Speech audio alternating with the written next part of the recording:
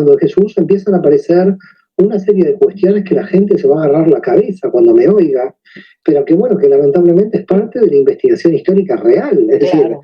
voy a decir yo, aunque algunos se agarren la cabeza, lo tengo que decir, que Jesús no murió con 33 años.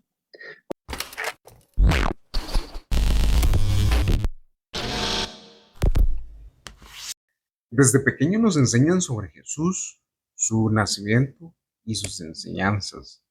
Pero ¿alguna vez te has detenido a pensar en lo que no nos cuentan?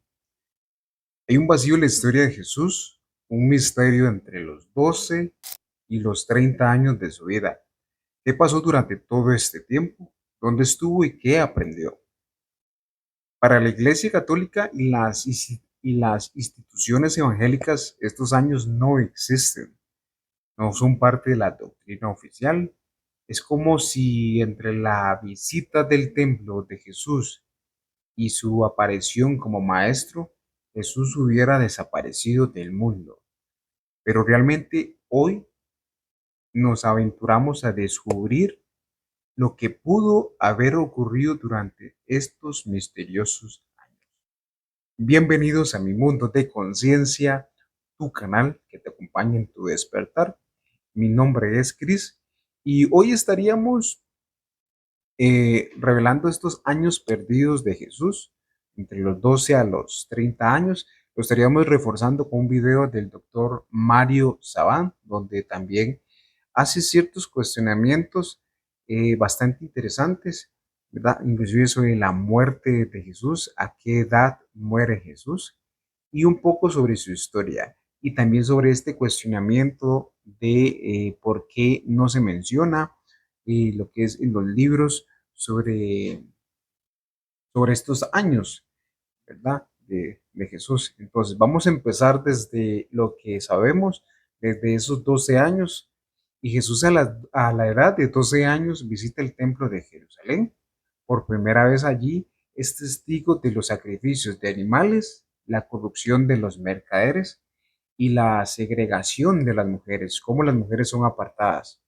Inclusive en una parte ya el adulto vemos donde él llega al templo y pues tiene como una cierta discusión, donde le genera cierta molestia, pues ya sabemos por qué, ¿verdad?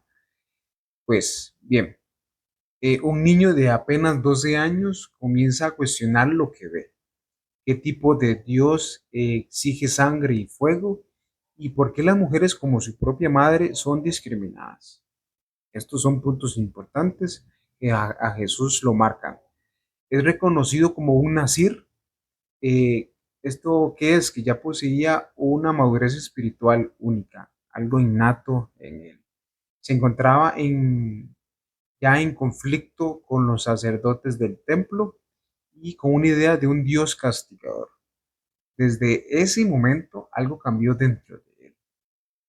Y pues luego es donde ya él desaparece y pues qué pasa durante estos 20 años, ¿verdad? No sabemos nada en concreto de su vida y es posible que haya viajado a tierras lejanas, pues algunos historiadores sugieren que Jesús podría haber recorrido el lejano oriente aprendiendo de otras tradiciones espirituales como los sabios de la India o los monjes budistas. Fue en estos años cuando Jesús entendió que su misión era mucho más grande que los sacerdotes judíos de la que enseñaban, pues, sino más bien que toda la humanidad. Su misión era más grande de toda la humanidad. ¿Y por qué no se habla de estos años? ¿Qué temen las instituciones religiosas en relación a lo que Jesús podría haber descubierto? Quizás fue durante este tiempo que Jesús decidió oponerse a los tres grandes de su época, que serían los romanos o el Imperio Romano, a los sacerdotes del templo y algo más profundo, que esto lo estaríamos viendo más adelante. Que Jesús inclusive desde joven rechazó la idea de un Dios vengativo. Su mensaje era sobre el amor, la compasión y la igualdad. un mensaje que retaba las creencias y la estructura de poder de su tiempo. ¿Qué tipo de hombre emerge después de años de silencio? Un hombre que no solo se enfrenta a los romanos, sino a la corrupción espiritual de su propio pueblo. Los años perdidos de Jesús no son solo un vacío en la historia, son una invitación a cuestionarnos, a explorar o buscar la verdad más allá de lo que nos enseñan. ¿Qué descubrimientos hizo Jesús en estos años? ¿Qué verdades ocultas podrían habernos revelado? Hoy te invitamos a reflexionar sobre lo que no nos cuentan. Mm, es hora de que empecemos a ser como Jesús, a buscar respuestas sobre las doctrinas fuera de lo tradicional, de lo convencional. Y me gustaría saber qué piensas, que me lo dejes en los comentarios, si estás listo para descubrir la verdad detrás de los años perdidos de Jesús. ¿Te has preguntado alguna vez qué sucedió entre los 12 y los 30 años de la vida de Jesús? En los evangelios permanece en silencio esta parte, pero que guardan claves cruciales de su misión y su propósito. Hoy, pues, analizamos, nos adentramos sobre este enigma, explorando los momentos desconocidos de su vida. No te prometo respuestas, pero te aseguro preguntas profundas que te harán reflexionar sobre las creencias que creías. A los 14 años, Jesús no solo tocaba el arpa, una habilidad que muchos desconocen, sino que enfrentó una de las mayores tragedias de su vida, la muerte de José, de su padre terrenal. Pues marca algo importante, un antes y un después, pues Jesús como el primogénito asumió el rol de cabeza de familia. Tenía 7 hermanos y venía uno en camino. Una responsabilidad que transformaría por completo su vida. Muchos recuerdan a José como el humilde carpintero, pero ¿era realmente tan humilde? Nos cuenta que José no era el pobre carpintero que la tradición ha retratado, lo que nos han enseñado. Era dueño de propiedades y Jesús heredó una fortuna considerable, pero también heredó conflictos. Fue a los 15 años cuando enfrentó por primera vez al rey Herodes, exigiendo la devolución de las tierras que le habían arrebatado. Aquí comienza el despertar de Jesús como líder y profeta. A los 16 años, su madre insistía que Jesús era el Mesías del pueblo judío. Sin embargo, él lo negaba una y otra vez. Su misión no era liderar un movimiento nacionalista ni liberarse del yugo romano con violencia. Jesús ya había comprendido que su propósito era mucho más profundo, su misión era universal. En ese momento crucial dejó claro que no había venido solo para los judíos, sino para revelar algo más grande, un Dios de amor, no de castigo. Esto es importante. A los 15 años Jesús descubrió un libro que cambiaría su vida, el libro de Enoch, que estaríamos realizando un video más adelante sobre, sobre el libro de Enoch. Es interesante, ¿verdad? Entonces estaríamos trabajando, tengo que leerlo más a profundidad, estudiar más para poder traerles ese libro y ese video más que nada, ¿verdad? Fue en este texto que encontró la idea del Hijo del Hombre y fue ahí donde comenzó a autoproclamarse como tal. Fue aquí donde nació la convicción de su doble naturaleza humana y divina. En los años siguientes, Jesús se acercó a los esenios, una comunidad de sabios cerca del Mar Muerto. Ahí profundizó en los misterios más antiguos de Babilonia, Egipto y la tradición judía. No era simplemente un hombre inspirado, se formaba como un profeta. Y es importante esa parte, esa formación, ese conocimiento, esa experiencia que él empieza a adquirir como maestro espiritual entre la meditación y el estudio. Es importante el conocimiento y la práctica. Encontró las herramientas necesarias para su misión. El silencio, la contemplación y la oración se convirtieron en sus fuentes de poder espiritual. Vamos a continuar. A los 15 años también dio su primer gran sermón en una sinagoga frente a una audiencia. Proclamó un mensaje radical. Dios no es el violento ser que habían tenido durante generaciones. No, el Dios que Jesús conoció y que quería compartir era un Dios de amor.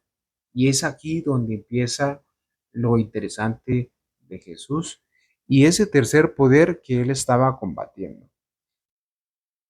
Dios de amor, de consuelo y de libertad. Este fue el primer desafío directo a las creencias tradicionales de su época. Para Jesús, el pueblo judío estaba espiritualmente encarcelado bajo un Dios que no era el verdadero. Pongo acá un asterisco, es importante que veamos eso. Incluso Mauro Bliglino estuvo hablando de este Dios castigador. Entonces, ¿qué hacemos con todo eso? ¿Era Jesús el Mesías? ¿O su misión fue mucho más grande de lo que podemos imaginar? Lo que está claro es que estos años perdidos son mucho más simples, vacíos en los evangelios. Son el tiempo en que un hombre llamado Jesús se forjó como líder espiritual que cambió la historia de la humanidad. Pero la pregunta sigue siendo, ¿qué hay y qué no sabemos? ¿Qué sabemos realmente sobre los años perdidos de Jesús? Estos años entre la infancia y el inicio de su ministerio público. Hoy vamos a sumergirnos pues en este viaje, un viaje enigmático que podría cambiar nuestra comprensión de la figura de Jesús. Pero el verdadero misterio empieza a los 21 años. ¿Qué ocurrió en ese tiempo que es bastante crucial?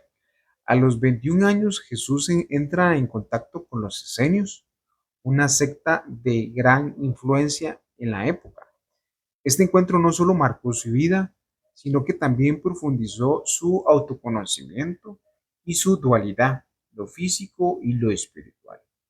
Se dice que su bautismo por Juan el Bautista, posiblemente también un maestro esenio, fue un símbolo de este reconocimiento. Quiero que imagines a Jesús en el desierto reflexionando sobre su propósito. A los 21 años declara ser el alfa y el omega, revelando su comprensión de su propia naturaleza divina, además de su humanidad. Este es el momento en que empieza a integrar lo sagrado y lo profano de su ser.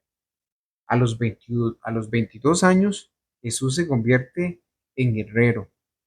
¿Qué nos dice esto sobre su carácter? Aprender un oficio de una forma de conectar con el mundo, de entender la vida desde una perspectiva práctica y humilde, pero su viaje no termina ahí. A los 23 años se traslada a Damasco, donde se convierte en un maestro de filosofía. Su influencia en esta ciudad le ganó el título del maestro de Damasco. Este rol muestra su habilidad para enseñar y conectar con diferentes culturas y pensamientos. El viaje a las Islas Británicas a los 25 años, junto a su tío José de Arimatea, abre un nuevo capítulo. Allí Jesús aprende sobre las tradiciones druidas y celtas. ¿Cómo influyeron estos conocimientos en su filosofía? Los druistas, con sus enseñanzas sobre la justicia y la Trinidad, compartían conceptos que resonaban con las ideas que Jesús desarrolla. A los 27 años, después de un periodo de aprendizaje y reflexión, Jesús comienza un gran viaje, desde Jerusalén hasta la India.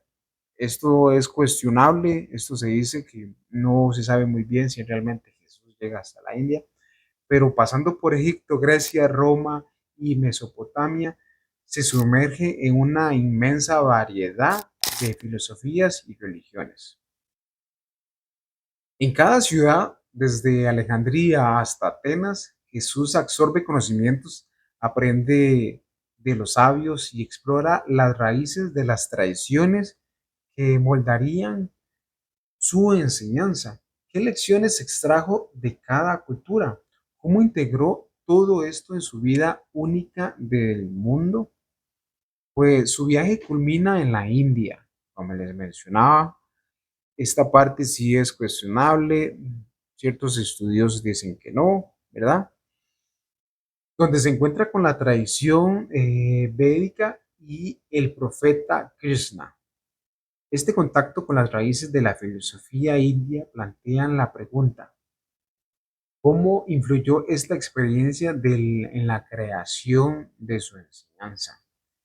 Al regresar a Nazaret, trae consigo una doctrina sincrética, una fusión de enseñanzas de todas las culturas que conoció.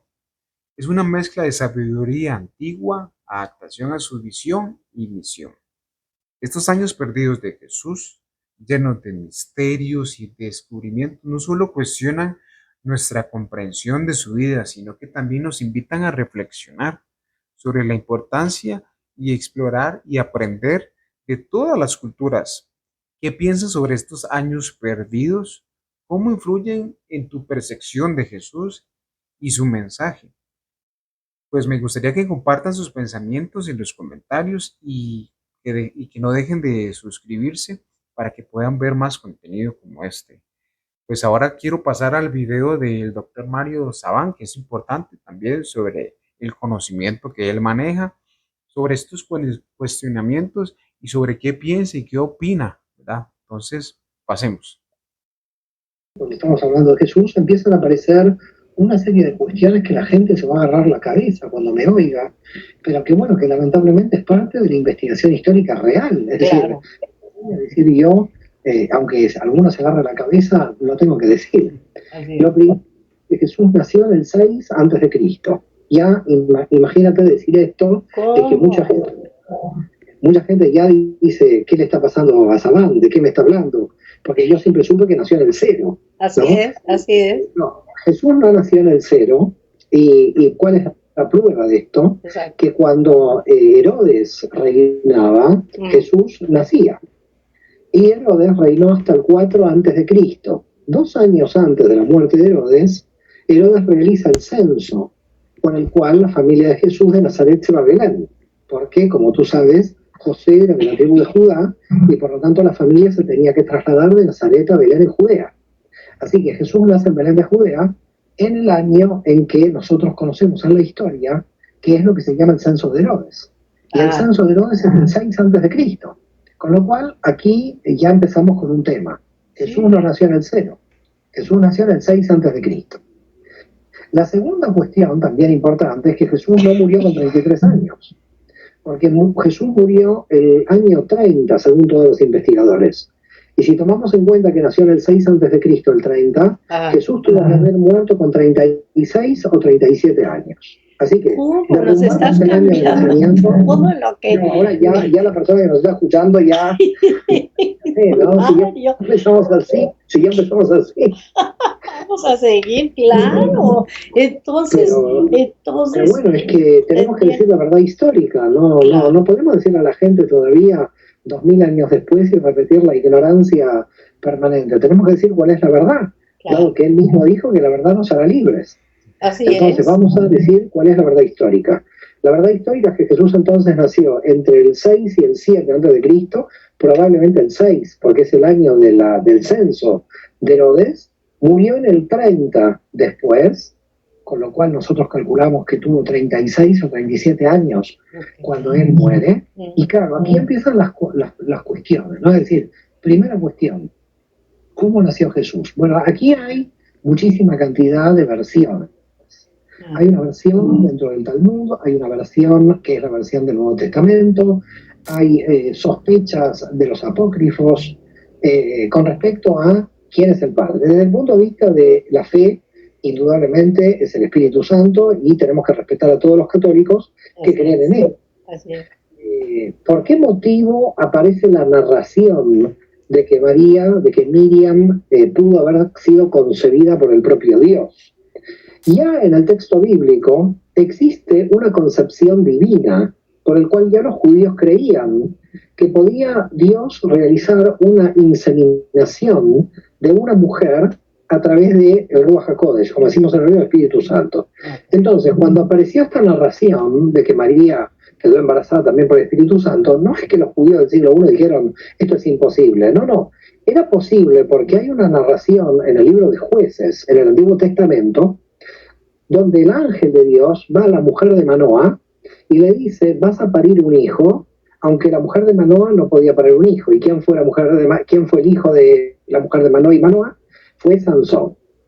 Entonces, Sansón tiene un nacimiento milagroso, un nacimiento por conducto, podríamos llamar de un ángel que le informa que va a nacer, ¿no?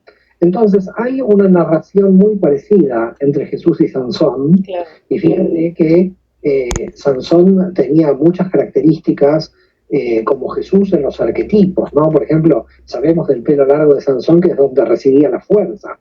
Exacto. Ahí hay un tema simbólico muy interesante, porque lo femenino hacía que tuvieran fuerza, por eso el pelo más largo. Es decir, cuando hay fuerza es que lo femenino y lo masculino están en equilibrio. Pero bueno, estos son temas de Kabbalah, temas de mística que no quiero entrar.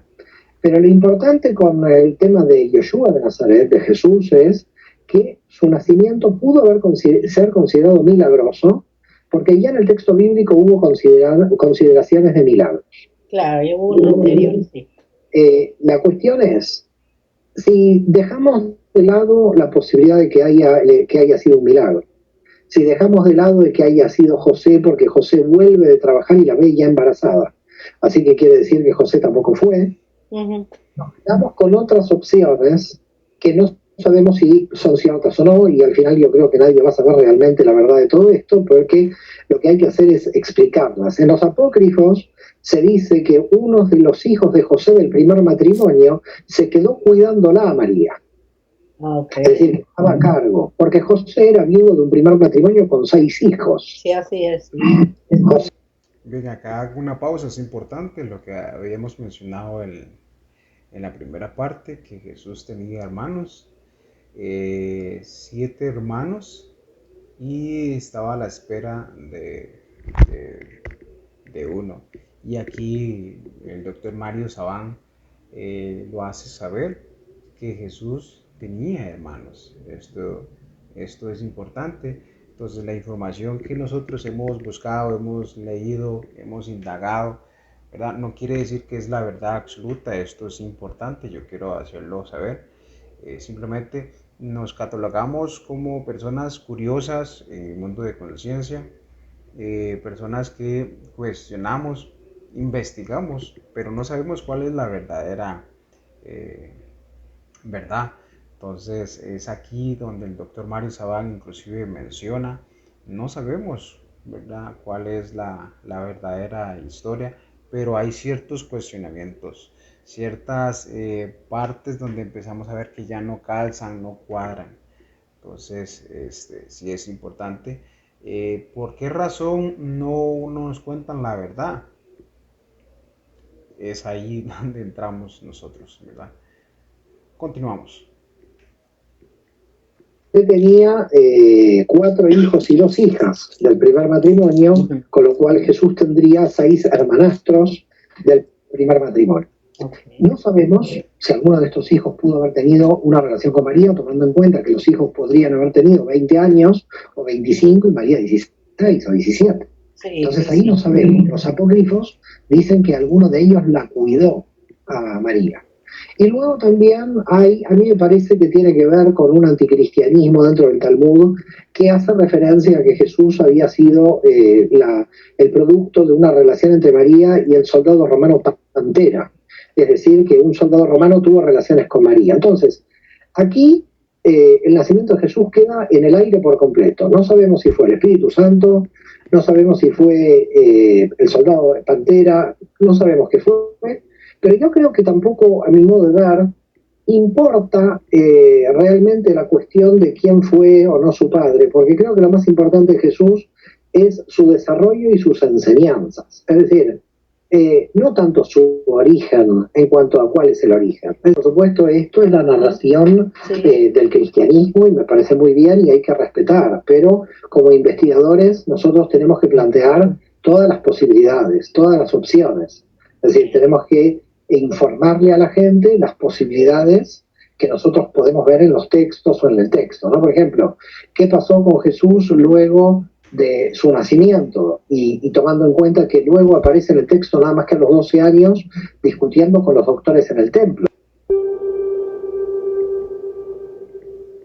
Es decir, tenemos que informarle a la gente las posibilidades que nosotros podemos ver en los textos o en el texto, ¿no? Por ejemplo, ¿qué pasó con Jesús luego de su nacimiento? Y tomando en cuenta que luego aparece en el texto nada más que a los 12 años discutiendo con los doctores en el templo. Entonces la pregunta es, ¿qué pasó desde que nació hasta los 12 años? Bueno, en los apócrifos aparece Jesús como bastante indisciplinado, bastante revoltoso, y que permanentemente los padres tenían que hablar con los maestros para que lo puedan poner, porque pero hacía milagros como al revés, digamos, algún niño le envidiaba y le decía, tú te mueres, hacía como un milagro. Bien, aquí hago otra pausa. Esta parte no la quise mencionar, pero sí es cierto lo que dice el doctor Mario Sabán. Los libros apócrifos, el que los ha leído no me dejará mentir, es fuerte la niñez de Jesús. Nosotros empezamos a contar desde los 12 años, pero antes de eso, inclusive, ¿verdad? Se puede hablar hasta de muerte de niños. Entonces, esto sí ahí no se menciona mucho. Mario Sabán lo hace con su estilo, con su particularidad, con mucho cuidado. Pero sí, quería decirles eso. Continuamos. Pero un milagro realmente, Jesús de pequeña, no es tan bueno de pequeña, así cuentan los apócrifos, calculo que por eso quedaron apócrifos. Imagínate poner ese evangelio para que la gente lo lea. No. Es que lo que no sabemos, y esto sí que me parece muy, muy curioso, es desde los 12 hasta casi los 30 y pico, que no sabemos casi nada de él. Es decir, son los años perdidos, que hay también un montón de teorías, gente que dice que toda la India. ¿Qué pienso yo? Yo pienso que probablemente Jesús tuvo que haber estudiado esos años mucho y con muchos grupos. ¿Y por qué lo digo? Porque indudablemente cuando Jesús comienza a debatir con los fariseos, es que saben muchísimo de la ley judía y saben muchísimo de la jurisprudencia judía. Saben mucho de lo que nosotros llamamos la halajá. Entonces, ¿cómo puede debatir una persona con tal nivel de conocimiento si no tuvo que estudiar mucho con algún maestro? Claro. Lo que pasa es que, claro, si en los evangelios hubiera salido el maestro, aquí hubiéramos pensado, pero claro, de cómo Dios va a estudiar con un maestro. Es mejor que él reciba toda la información divina directamente. Poner un maestro de Jesús hubiera sido rebajarlo en cierto modo. Entonces yo creo que es como difícil, aunque en apócrifos aparece el maestro Gamaliel como enseñándole, ¿no?, a Jesús las primeras letras, y que Jesús de alguna forma le dice a Gamaliel, yo conozco en profundidad la mística de las letras hebreas, es decir, parece como es un pequeño cabalista, un niño que era como un superdotado. Aparece en los evangelios como un niño superdotado con grandes dotes en los evangelios apócrifos. Okay. Y entonces, cuando tú ves los debates que realiza con los fariseos y cómo él puede transmitir al pueblo, a mí me lleva a la conclusión que todo ese periodo donde nosotros llamamos los años perdidos de Jesús, indudablemente él se estuvo preparando mucho intelectualmente. En realidad Jesús, cuando va al templo, es a los 12 años. A los 12. Seguramente, probablemente siguiendo la tradición hebrea de lo que es el bar mitzvah, es cuando la persona en el mundo judío acepta la responsabilidad de ser hombre y tiene que leer el texto de la Torá. Entonces seguramente cuando fue al templo de Jerusalén tuvo que haber leído la Torá, pero en el propio templo de Jerusalén había a veces muchos debates sobre la interpretación de la Torá, y seguramente él, como un joven que ya sabía muchos temas de Torá, se sentó con los sacerdotes y los sacerdotes dijeron, pero Dios mío. Bueno, yo creo que más que los sacerdotes seguramente en la historia aparecen como doctores, porque eran fariseos, eran no sacerdotes, eran los que realmente conocían la ley y la interpretaban. Así que no estamos hablando de los sacerdotes saduceos del templo, sino de los fariseos. Exacto. Y ellos se quedaron como entusiasmados. Dijeron, este chico realmente, este joven israelita sabe muchísimo, va a ser un crack, ¿no? Porque realmente debate con nosotros al mismo nivel.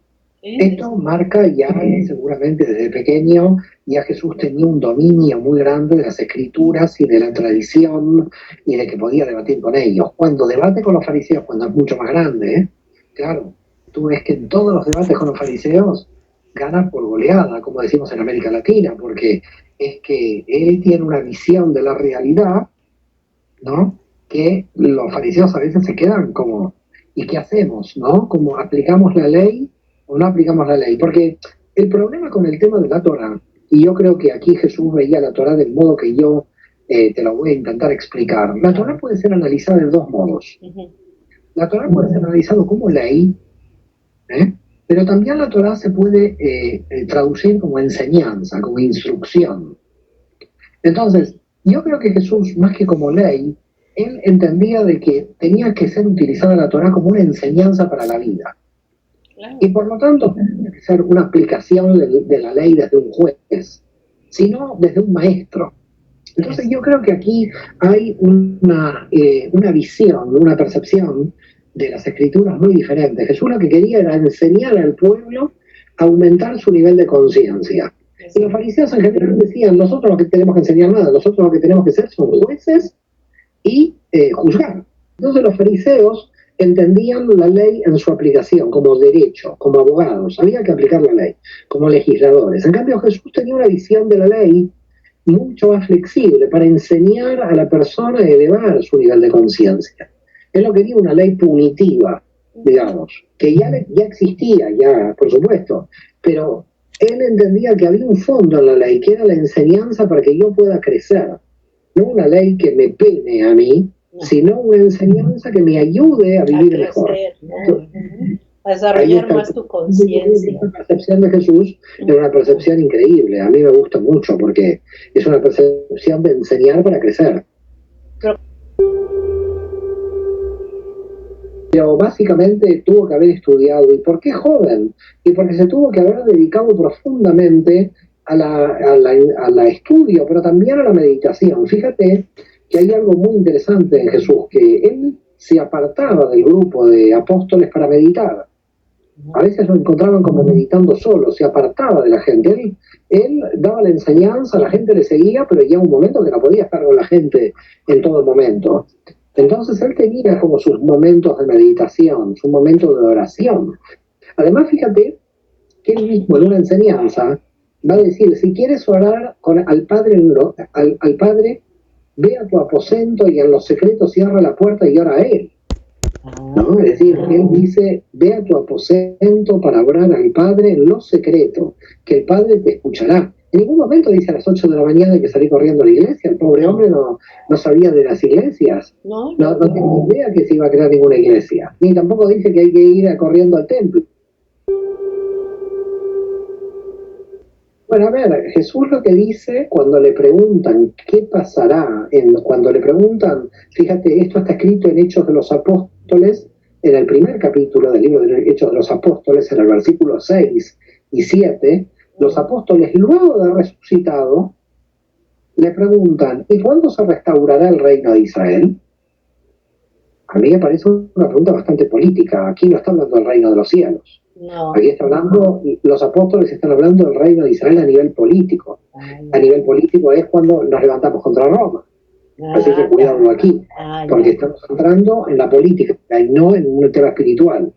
Y él dice, nadie sabe los tiempos, solo el Padre, ni el Hijo ni nadie. Es decir, que él dice, yo no sé cuándo los tiempos van a ser donde se va a restaurar el reino.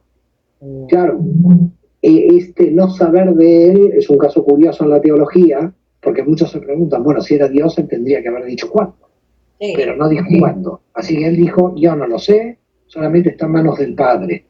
Pero es curioso, a mi modo de ver, no la respuesta tanto de él. Me parece curioso la pregunta de los apóstoles, porque la pregunta de los apóstoles nos indica que todavía los apóstoles, luego de resucitado, seguían esperando un Mesías militar que restaurara el reino de Israel. Es decir, los apóstoles seguían pensando en un Mesías político, no en un Mesías de tipo espiritual. El que realmente logra entenderlo como un Mesías espiritual es Pablo, pero los otros estaban todavía, por eso esta pregunta es una pregunta realmente interesante, como diciendo, te estamos esperando que tú levantes a Israel contra Roma y liberes Judea contra Roma. Y él, no está en mi potestad, yo no lo sé, cuándo el Padre hará todas estas cosas. Claro, en la teología cristiana a lo largo de los siglos, dijeron, el pueblo judío va a tener su estado cuando vuelva Jesús. Y en la teología judía decían, el pueblo judío va a tener su estado cuando venga el Mesías. ¿Qué pasó? En 1948 apareció el Estado de Israel y ni vino Jesús ni vino el Mesías del judaísmo. Por lo tanto, las dos teologías entraron en crisis porque dijeron, ¿y ahora cómo explicamos esto? Porque la teología cristiana durante siglos dijo, van a tener su Estado cuando reconozcan que Jesús es el Mesías. Tuvimos el Estado de Israel y Jesús no volvió. Pero no. Hago una pausa. Allí es donde comentamos anteriormente que María inclusive le preguntaba a Jesús si era el Mesías y él decía que no, ¿verdad? Esa violencia, ese ejército que estaban esperando para pelear con el pueblo romano, y a la fecha, por eso creo que los judíos mencionan que el Mesías no ha llegado. Y aquí don Mario Sabán pues como que lo recalca a su estilo, a su manera, lo hace saber de esa forma, ¿verdad? Religiosos judíos también decían, el judaísmo va a tener su estado, el pueblo judío va a tener su estado cuando venga el Mesías, tampoco vino. Entonces aquí pasa algo raro. Aquí pasa algo raro porque el estado se creó, pero el Mesías no apareció, ni al uno ni al otro. Absolutamente. O sea, absolutamente. La gran obra de Jesús es aumentar el nivel de conciencia, es lo que como místico él quería. Es decir, el reino de los cielos está en el interior de cada persona. Jamás Jesús hubiera pensado en un poder religioso, un poder político, lo que vino después, los estados papales, los papas como generales. Todo esto jamás hubiera estado en la mente de él. Él lo que quería era que el ser humano aumentara su nivel de conciencia, que exista un bien, una paz universal, una paz en toda la humanidad.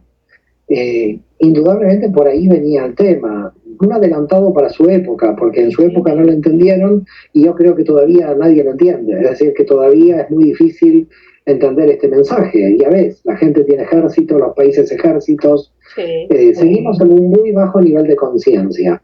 Indudablemente el objetivo de Jesús era aumentar el nivel de conciencia. Claro, aumentar el nivel de conciencia de toda la humanidad realmente es un tema muy, muy difícil y lo tenemos que hacer, tenemos que intentarlo, porque a mi modo de ver, si no se aumenta el nivel de conciencia, vamos a desaparecer como especie. Ay, no. Que tampoco, a mí tampoco me llamaría la atención que desaparezcamos como especie, porque como especie dejamos mucho que desear.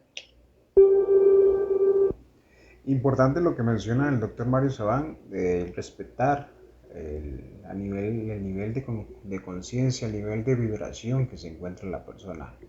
Más en estos temas, siempre es importante respetar la cosmovisión que la persona tiene, sus creencias, su conocimiento, sus enseñanzas. Anteriormente, en un video anterior les mencionaba sobre la cantidad de religiones que hay, más de 4.200 religiones.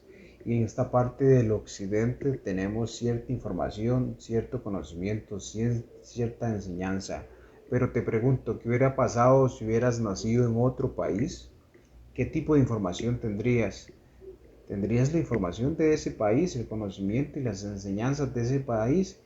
Y creerías que eso es lo correcto. Entonces, siempre hay que respetar más estos temas, respetarle el nivel de conciencia y de vibración de la persona. Y es importante, y es difícil.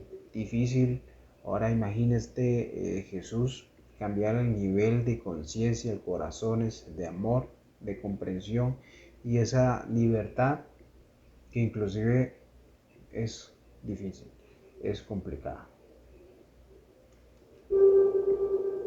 Bueno, a ver, se dice que tuvo hijos con María Magdalena. Es posible porque hay algunas pinturas, algunos frescos donde María Magdalena aparece embarazada.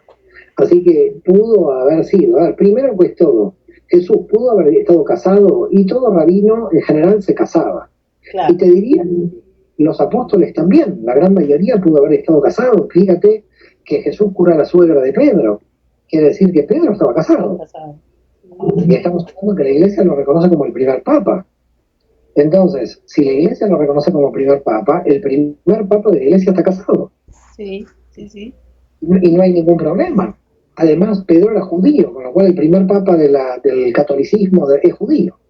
Uh-huh. Así que en realidad, si alguien quiere seguir la línea petrina, la línea más ortodoxa, tendría que estar judío y casado para ser papa. En principio no, en principio nosotros no tenemos ninguna información. Él era un rabino carismático itinerante, por el cual probablemente no estaba dedicado a la escritura, es decir, él realizaba enseñanzas y estas enseñanzas quedaban de manera oral. Lo curioso es que muchas de las enseñanzas de él luego en la tradición judía están recogidas en el Talmud. Por ejemplo, el hombre no fue dado para el sábado, sino el sábado para el hombre. Es una frase de él, del Nuevo Testamento, que aparece en Hillel, en uno de los sabios del siglo I a.C., en el Talmud. Con lo cual nosotros encontramos en la tradición judía muchas enseñanzas de él dentro de la propia tradición en paralelo, ¿no? Cuando yo terminé mi libro El judaísmo de Jesús en el 2008, yo lo que intenté probar en esa obra, me llevó 3 años, pero creo que pude probarlo, es tomar todas las enseñanzas de la tradición hebrea, unirlas a las enseñanzas de Jesús y ver su paralelismo. Y prácticamente te diría que 99.99 hay un paralelismo directo entre unas y otras.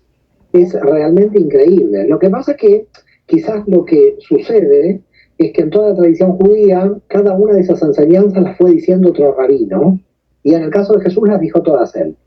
Sí. Entonces, lo que marca quizás la diferencia en este punto es cuánto sabía Jesús de estas enseñanzas. Porque no es que enseñó una enseñanza a un rabino, enseñó de uno, de otro. Tenía un conocimiento vasto de toda la tradición judía hasta su época. Y esto era mucho, porque ahí había mucho desarrollo de la tradición. Es decir, se entendía que sus enseñanzas estaban enmarcadas dentro de lo que era el judaísmo de la época. Ahora, había algunas cuestiones que en realidad nadie sabía, porque se creían que eran como enseñanzas originales de él, y cuando aparecieron los rollos del Mar Muerto, los descubrimientos de los rollos del Mar Muerto en 1948, encontramos que hay enseñanzas en los rollos del Mar Muerto que están en paralelo con las enseñanzas de él. Es como que nos faltaban enseñanzas que en el judaísmo habían desaparecido, porque el judaísmo después se volvió todo fariseo, y el judaísmo esenio había desaparecido. Pero el judaísmo esenio apareció cuando aparecieron los rollos del Mar Muerto. Exacto. Y nos dieron información de muchas de las enseñanzas que no sabíamos dónde estaban. Y que las tenía Jesús, pero también lo tenían los esenios. Con los esenios, porque además también tiene un tema apocalíptico Jesús, es decir, también hay apocalíptica. Los esenios hablaban de las fuerzas de las tinieblas, de las fuerzas de la oscuridad, la lucha entre Gog y Magog al final de los tiempos. Fíjate la parábola de la cizaña y el trigo, ¿no? Es decir, que dicen, Dios al final de los tiempos cortará. Claro, si uno piensa que él se hubiera declarado el Mesías, hubiera pensado que al final de los tiempos tenían que haber aparecido con él. Sí. Porque el Mesías era el final de los tiempos. Si él habla en esa parábola de que al final de los tiempos Dios va a cortar y la cizaña la va a tirar a quemar y va a quedarse con el trigo, indudablemente no está hablando en tiempo presente como él, sino está hablando en tiempo futuro. Sí. Por ese motivo ya te digo que no nos queda claro si él se estaba proclamando Mesías, porque él habla mucho del reino de Dios como futuro, no como en tiempo presente. Exacto. Pero cuando él está diciendo que va a crecer la cizaña al lado del trigo, es que durante muchos siglos el mal también va a estar operativo hasta que llegue el fin de los tiempos y el mal va a ser quemado y solamente va a quedar el bien, que esa es la idea mesiánica, ¿no? La idea mesiánica es que el mal, dice el texto de Isaías, va a ser degollado directamente. Vendrá Dios y lo degollará, dice al mal, porque el mal habrá cumplido su función. Cuando está hablando de la cizaña y el trigo, está hablando de esto, claramente, de que la cizaña, el mal, al final de los tiempos desaparecerá. Como puedes ver, Jesús de Nazaret siempre era cómo aumentar el nivel de conciencia de la gente, cómo que la gente pueda ser mejor persona, mejor con el vecino, mejor con el prójimo, tener una visión bonita de la realidad, no tener enfrentamientos con la gente. Entonces, bueno, fíjate, pobre, le crucificaron. Los que tienen siempre esta percepción de la realidad terminan mal.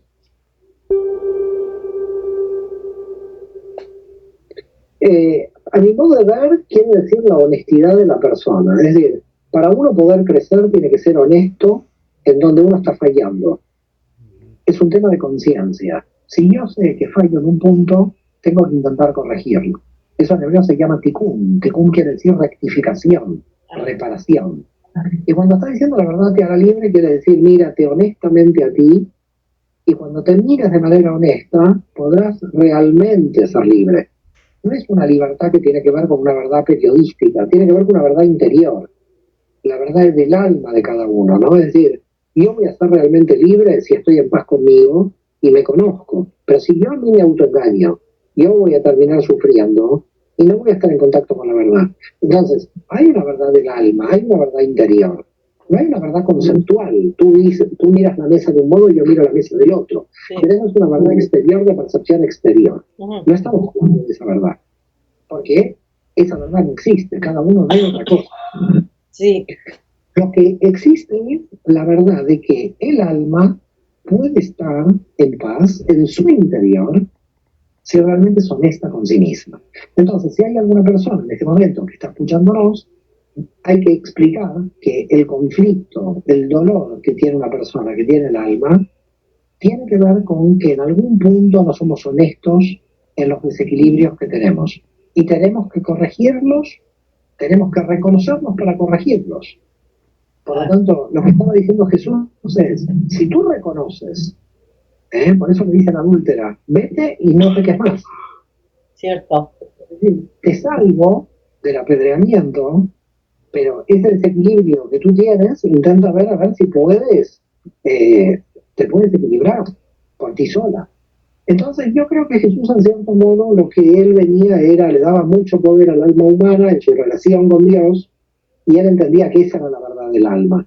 Al final la verdad del alma es si el alma puede alcanzar la paz. Si un alma está en conflicto, Emma, sufre toda la vida. Y lo que él quería hacer era liberar a la persona, liberar a las almas. Claro. Al final, cuando uno tiene un conflicto interior, es como que tiene un demonio dentro. Y el milagro de sacar un demonio no es que alguien saque un demonio, es que en realidad, con esa percepción que él está dando, cura a la persona de la percepción. Si tú cambias la percepción, te curas y sacas tu demonio. En el sentido de que reparas tu desequilibrio. Sí. Él, de alguna manera, estaba diciendo saquemos el conflicto del corazón y a partir de ahí podemos hacer una humanidad mejor. Y todavía seguimos así, hace 2000 años, 3000 años, desde los años que tú cuentes, que los seres humanos estamos intentando ver si podemos construir una humanidad mejor. Que eso es el reino de Dios. El reino de Dios tiene que ver de cómo vamos a formar una humanidad mejor. Y nos cuesta horrores, no lo logramos, nos cuesta mucho crear una humanidad mejor. Es decir, tenemos una parte oscura muy potente. Y yo creo que ahí es cuando todos nosotros, en muchos momentos de la vida, nos hemos sentido como abandonados por Dios. Pero yo creo que está mal nuestro concepto de Dios. Porque el concepto de Dios no es solamente Dios es amor, Dios es Dios. Entonces, el mal también proviene de Dios, con lo cual, cuando estamos hablando Dios me ha abandonado, yo creo que Dios no abandona nunca. Lo que pasa es que el problema es que los seres humanos son los que cometemos lo que cometió, es decir, los que nos llevaron a la cruz son los romanos con un grupo de sacerdotes del templo.